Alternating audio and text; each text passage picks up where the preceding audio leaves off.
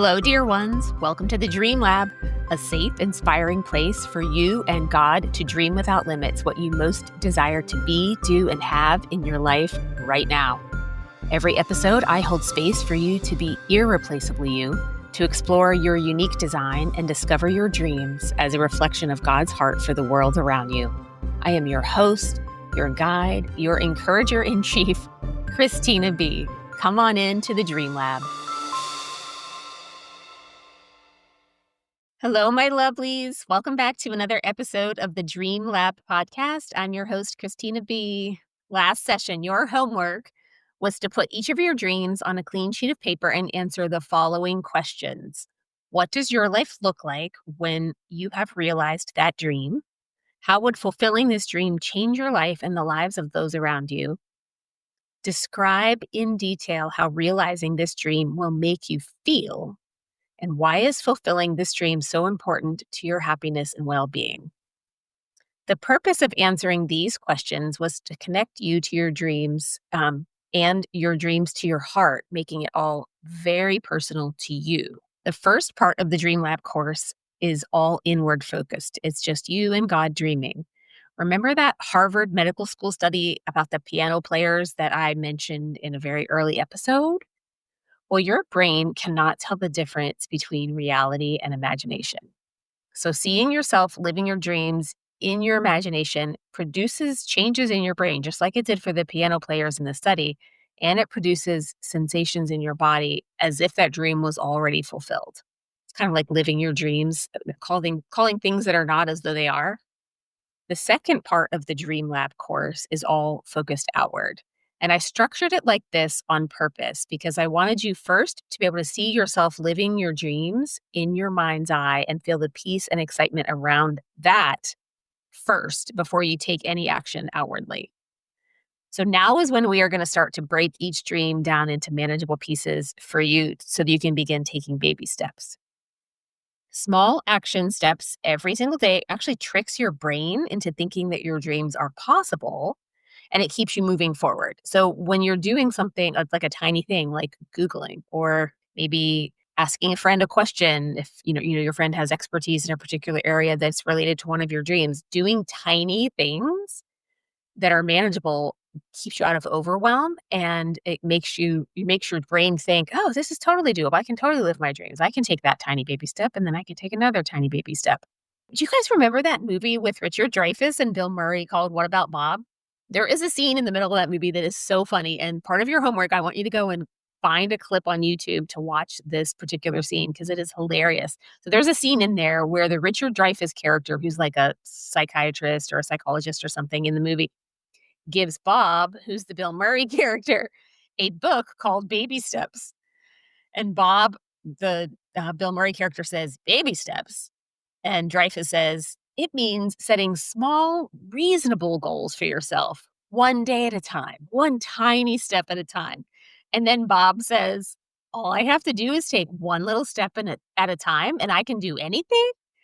Anyway, it gets funnier after that because then you hear the Richard Dreyfuss character shouting from his office, "Baby steps to the elevator, Bob," as the Bob character leaves his office and takes baby steps to get to the elevator. He struggled with like anxiety or something like that. Anyway. It's a funny scene. You got to go watch it.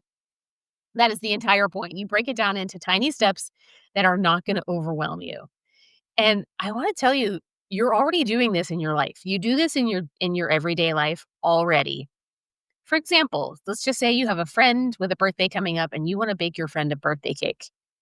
You are already in your mind thinking about the dozen or more steps that you have to do in order to make that happen. You might research 5-star cake recipes. You might watch a few YouTube cooking videos on how to make that particular recipe that you choose.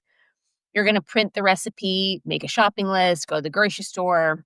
You're going to clean your kitchen, assemble your ingredients and utensils, preheat the oven, mix the batter, pour into the pans and bake, remove the cakes from the oven, turn the oven off, let the cakes cool, and then serve. You get the idea that I'm pointing at here is you already do this every day, just like getting up and getting ready for work. You're breaking down the whole, like, I need to leave for work at this time. You're breaking that process down into tiny manageable steps. pursuing your dreams is no different. So you're going to apply the same step-by-step process towards your dreams.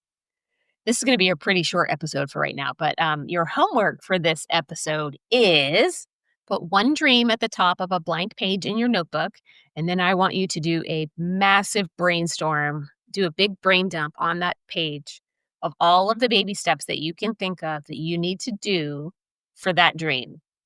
And then I want you to do the same thing with the other 4 dreams. If at any time in this process you begin to feel stress or anxiety, if you slipped into your analytical mind and you start like panicking, I want you to stop and I want you to do some deep breathing to regulate your central nervous system again. In some of the earlier episodes, we actually did some deep breathing at the beginning of the episode. So go back and listen to one of those if you want me to guide you through that. Or you can just make the deep breathing a part of your everyday practice, especially if you're going to be setting aside time in your schedule to pursue your dreams. It might be helpful to do the deep breathing first to keep yourself in a calm and peaceful state.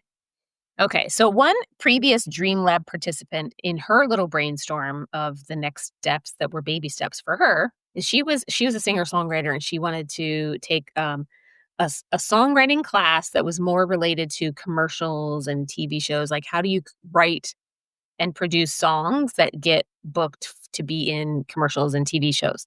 So her baby steps were Google a commercial songwriting class, look at several classes and pick the one that looks the best, contact the teacher, sign up for the class, and then put each class on her calendar, literally block off the time.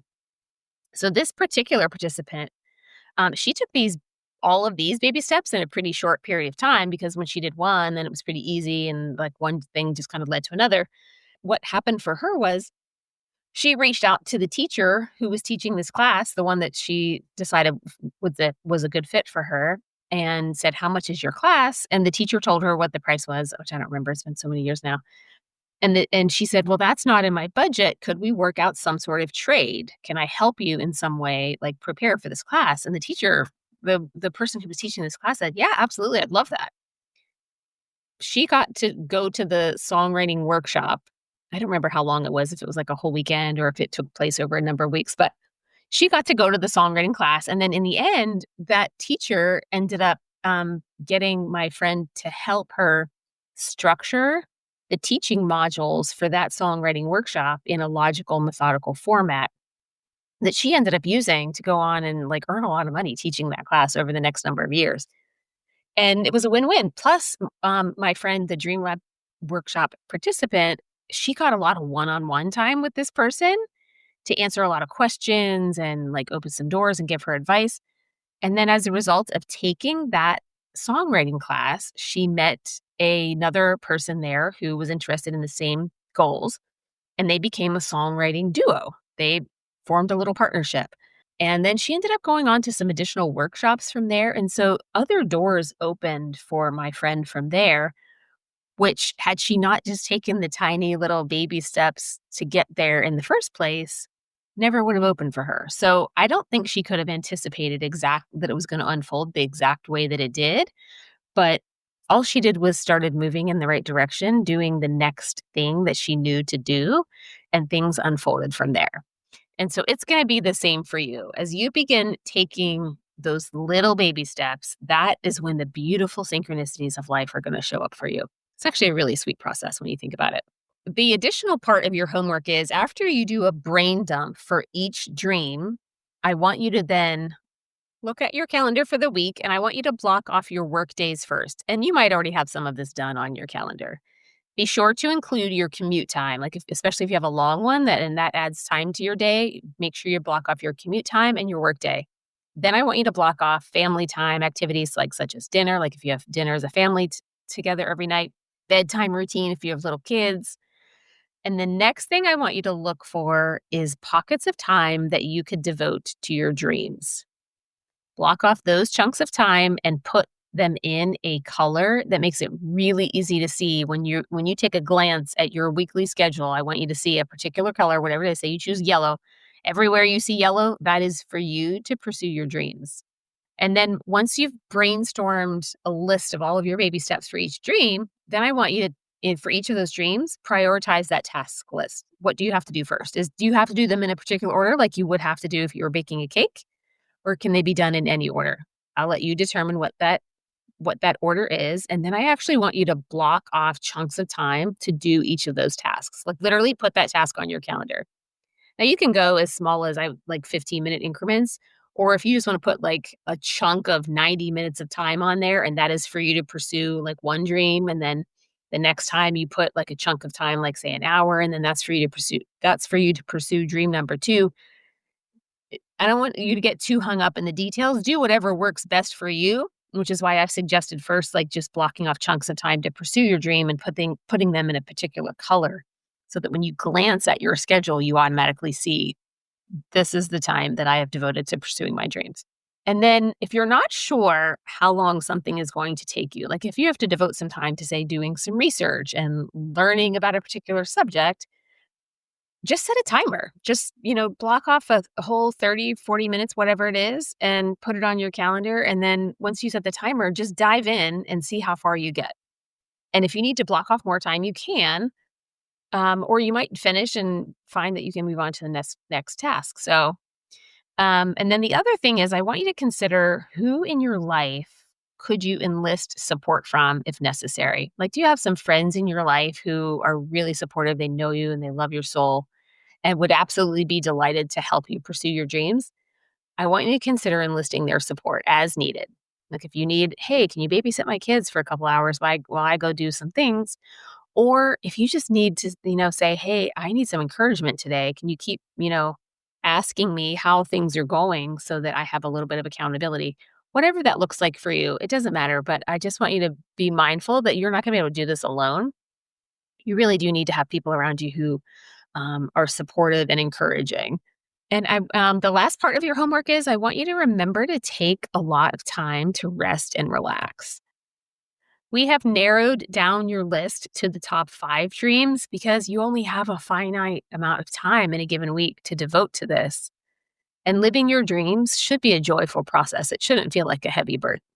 Let's see. What is the next part of your homework? Oh, the next part of your homework is review your dream card daily. And when you are faced with a choice, choose in favor of your dreams. It may not unfold exactly like you think it will, and that's okay. As you move forward with baby steps, I promise you, it is going to make room for those beautiful coincidences and those unexpected opportunities and open doors that you could not possibly have anticipated. And that is what is going to really, I think, float your boat, so to speak, when you're pursuing your dreams. Until next time, dreamers, bye for now.